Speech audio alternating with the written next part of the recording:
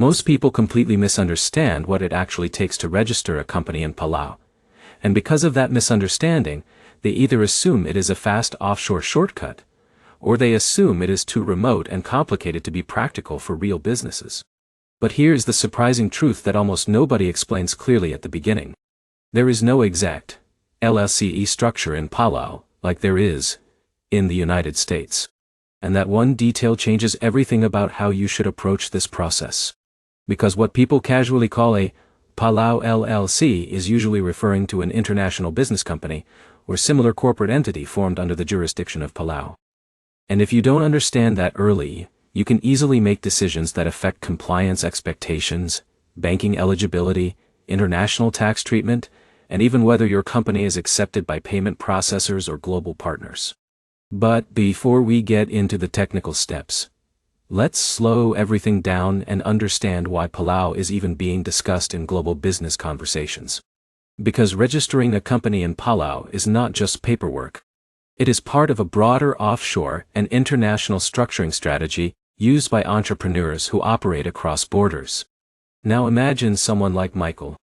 Michael is a 37-year-old entrepreneur from Los Angeles, who runs an online consulting and digital product business.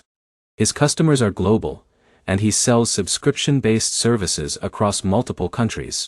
As his business grows, he starts running into a problem he didn't expect. Payment processors begin asking for additional compliance documentation. Some banking platforms restrict transactions based on jurisdiction. And certain international clients want invoices from a neutral or internationally recognized entity. At first, Michael assumes he just needs a simple business registration upgrade. But when he starts researching international company structures, he keeps seeing references to offshore jurisdictions like Palau. And this is where things begin to feel confusing. Because Palau is not widely known in mainstream business conversations. It is not a large financial center like Singapore or the United States. But it does offer a structured international corporate registration framework designed for cross-border business activity. And that is why entrepreneurs look at it. But here is where things get interesting. Michael is not alone. Every year, online entrepreneurs, consultants, and digital business owners explore offshore jurisdictions and encounter the same confusion. They assume offshore means unregulated or simple. But in reality, offshore company formation still follows legal structures, documentation requirements, and compliance expectations. So let's break everything down step by step in a way that actually makes sense. First, you need to understand what people are really referring to when they say Palau LLC. In most cases, it is an international business company, often used for holding assets, managing international transactions, or structuring cross-border operations. It is designed for businesses that operate outside the local Palau economy. Now let's introduce Sarah. Sarah is a digital entrepreneur from Texas running an e-commerce brand selling products worldwide. She hears about offshore company formation as a way to simplify international operations. She assumes Palau will offer a quick and anonymous setup. But the moment she starts researching, she realizes there are still structured processes involved. Registered agents, documentation requirements, compliance checks. And this is where most beginners feel surprised. But here's the problem. Offshore does not mean unregulated. It means internationally structured for cross-border business. And that changes the entire mindset. So let's walk through the real journey step by step. The first step is choosing a registered agent. In Palau, you cannot typically incorporate directly on your own. You must work through an authorized agent who handles company formation filings and compliance coordination. Now Michael hits his first realization. Even in offshore jurisdictions, there is structure and oversight. Once you choose a registered agent, the next step is selecting your company name. The name must be unique and approved for registration. It cannot conflict with existing entities or restricted terms. Now Sarah learns something important. Even simple steps require verification. And this sets the tone for everything that follows. Once the name is approved, the next step is preparing incorporation documents. These usually include shareholder details, director information, and the company's intended business activity. And this is where Daniel enters the story. Daniel is a SaaS founder from New York building a subscription analytics platform. He is exploring offshore company formation to support international payments and global clients. He assumes Palau will offer instant incorporation. But when he learns about required documentation and compliance checks through a registered agent, he realizes this is a structured legal process, not a loophole system. And this is where many entrepreneurs pause, because they realize something important. Even offshore companies exist within legal frameworks designed to ensure transparency. But here is the insight most people miss. Offshore jurisdictions like Palau are primarily used for international business structuring, not local trading.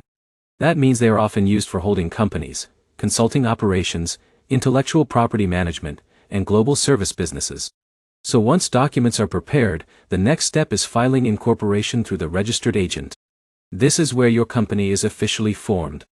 And typically, incorporation in Palau can be completed relatively quickly compared to many onshore jurisdictions, depending on documentation readiness.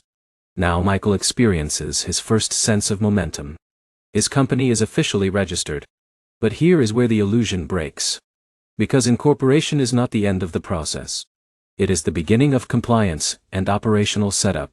After incorporation, you typically receive company documents such as a certificate of incorporation, share certificates, and corporate records. But then comes the next critical step: banking. And this is where things often become more complex than expected. Opening a bank account for an offshore company is not automatic. Banks and financial institutions conduct strict due diligence. They evaluate the business model, source of funds, transaction purpose, and compliance risk. And this is where Daniel makes a mistake. He assumes that incorporation alone is enough to open accounts easily. But without proper documentation and clear business activity explanations, his banking application faces delays. But Michael takes a different approach.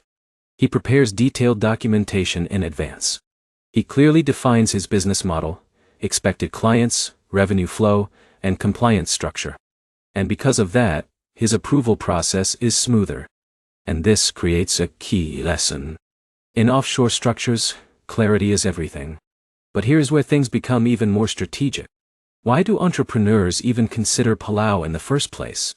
Because offshore jurisdictions offer flexibility for international business operations, especially for digital services, consulting, intellectual property management, and cross-border transactions. They are often used as part of broader global structuring strategies. Now let's zoom out. Because what is really happening here is not just company formation. It is international business structuring. And once you understand that, everything becomes clearer. Every requirement is part of a global compliance system, designed to support cross-border economic activity, while preventing misuse. Now Michael starts to see his company differently. It is no longer just a business entity. It is part of a global operational structure. And that changes how he approaches banking, contracts, and international partnerships. But here's the final insight that ties everything together. Registering a company in Palau is not about secrecy or shortcuts. It is about international structuring, within a regulated offshore framework. And once you understand that, the process becomes logical instead of confusing. So if you are planning to register a company in Palau, you now understand the real journey. There is no simple LLC shortcut.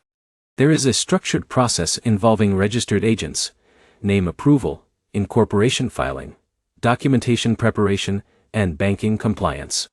But you also now understand something even more important. This system is not designed to create loopholes. It is designed to enable legitimate international business activity across borders. And once you align with that system, you stop seeing offshore jurisdictions as shortcuts, and start seeing them as tools. Because in global business, the real advantage is not location. It is structure. And if you found this guide helpful and want more deep breakdowns of international company formation, offshore structures, and global business systems explained in a simple and practical way, make sure to subscribe for more guides like this.